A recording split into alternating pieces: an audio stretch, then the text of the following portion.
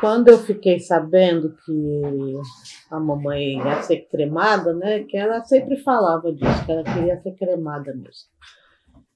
Aí eu pensei comigo e falei assim, eu vou querer levar um pouco das cinzas dela para Baía Formosa, porque vai ser uma maneira de homenagear ela, porque aqui há 9 anos que a gente está morando aqui e ela todo ano vinha para cá e era um lugar que ela gostou muito, que ela se sentia em casa aqui, onde ela fez muitos amigos também. Então eu acho que seria uma maneira de homenagear ela e também uma maneira de eu ter ela um pouquinho pertinho de mim aqui. Toda vez que eu for no mar, eu vou saber que tem um pouquinho da minha mãe ali e que ela vai estar pertinho da gente. Eu em casa discutia muito política com meu pai, com a minha irmã, com meus irmãos. Todos eles, cada um deram a sua parte. Eu fui quem mais me influenciei junto com meu pai. Participava de comícios, de passeata, fui presa pela polícia em Recife, entende? Participava de distribuição de material, pichação de rua, comício de rua, fiz muito isso. Hoje você não vê quase a juventude, você vai nas passeatas, o pessoal é tudo mais da terceira e mais para cima. Você não vê mais muitos jovens participando. Quando foi lançado o livro dela, né, a gente, não só eu, como os meus irmãos também, né, a gente ficou sabendo boa parte da trajetória de vida dela, porque ela era muito reservada e ela não gostava de ficar falando sobre as coisas, e muitas coisas a gente descobriu através do livro. Né? Por exemplo, o nome dela, de ser Altamira Rodrigues Sobral, eu só fui saber quando li o livro, porque ela mesma nunca comentou que ela tinha outro nome. Para mim sempre foi Maria do Carmo Ribeiro, né? E aí tem outras coisas, né? As passagens sobre o pai dela, sobre a mãe, da maneira como é que foi a infância dela. Então, muita coisa a gente foi descobrindo através dos relatos dela no livro. E eu fui ser segurança do velho. Nesse período a gente não tinha contato com ninguém. Era completamente isolado, nem parente, nem ninguém do partido a gente podia ter controle, porque a gente sabia que o cerco estava apertando. E foi medidas assim, muito severas que o partido teve que tomar, porque se a gente facilitasse, também seria preso e até morto. Porque a ordem que a gente sabia que tinha era para matar o Prestes. Era matar. Não era só prender. Era matar, dizer que ele reagiu e atirava e matava e acabou, não. Porque você sabe que hoje em dia o esquema de arquivo é assim, a pessoa que sabe muito, eles vão lá e liquida, que é para acabar com E num período do Brasil que aparentemente tudo normal. Tudo normal. Então, nesses anos aí, nós ficamos neutralizados, não tínhamos contato com ninguém, nem fazia-se reunião, nem nada. Não.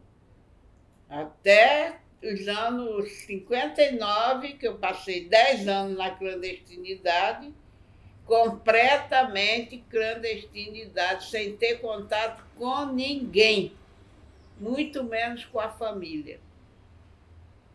E só em 60, 59 para 60, que o Prestes sai, se encontra com a família, e que aí começam eles a descobrir que eu já estava com o Prestes, que começa a aparecer. E já tinham filhos e tudo? Já tinham os filhos, tudo, até tem essa revista Realidade, eu não sei se vocês conhecem, tem uma grande reportagem que eles dizem que esse rosto não existe mais porque eles achavam que o Prestes tinha feito prática. Não?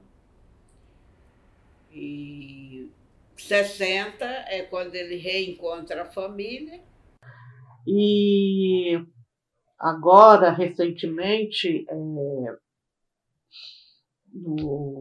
quando a mamãe faleceu, que estávamos todos os meus irmãos lá reunidos, né?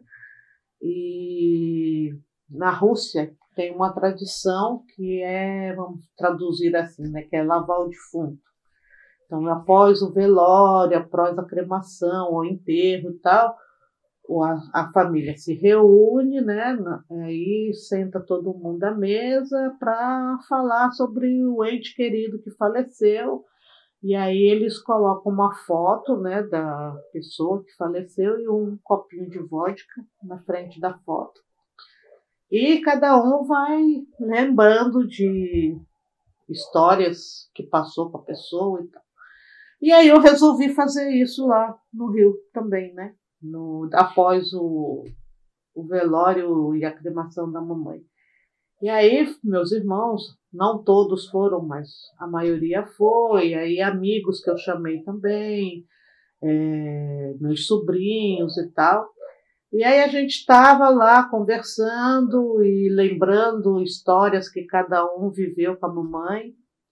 E aí a minha irmã relatou uma história que eu achei assim impressionante, porque minha irmã falando que foi depois do golpe de 64, né? Então a mamãe teve que distribuir os filhos tudo em casa de amigos, companheiros e tal, até para ela ter a segurança dela também, porque ela estava grávida. E logo depois veio um comunicado falando que ela já podia juntar todo mundo e voltar para casa. E eles não voltaram, ela não voltou direto para casa onde a gente morava, lá em São Paulo, na Vila Mariana, foi para uma outra casa. E a ordem que ela dava para os mais velhos é que eles tinham que cuidar dos mais novos e não podia deixar os mais novos ficar fazendo arruaça, correndo, brincando, gritando. Tinha que manter o silêncio dentro de casa, porque ela não sabia quem eram os vizinhos, se iam dedurar, que estava todo mundo ali ou não e tudo mais. E que ela sempre falava, só não é para abrir a porta para ninguém, não abre, não pode, é isso, isso, isso. E aí um belo dia, os meus irmãos todos estavam, todo mundo estava em casa, e apareceu uma mulher loira, né, no portão, e batendo palma, tal, e chamando, tal, e todo mundo ficou lá na janela, olhando para ver se reconhecia quem era que estava batendo palma, né?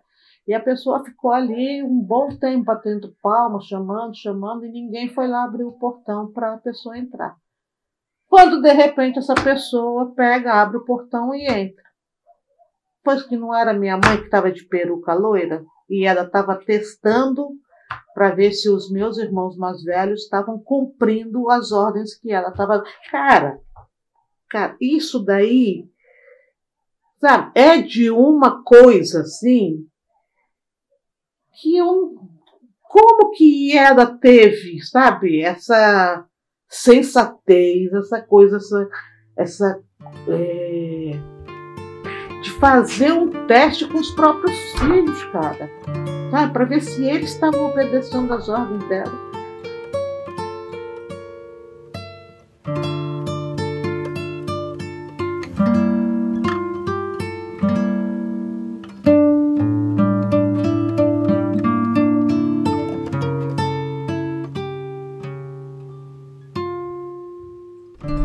A gente está aqui hoje para homenagear uma mulher, que a história dessa mulher se confunde com a história da luta da classe trabalhadora no nosso país.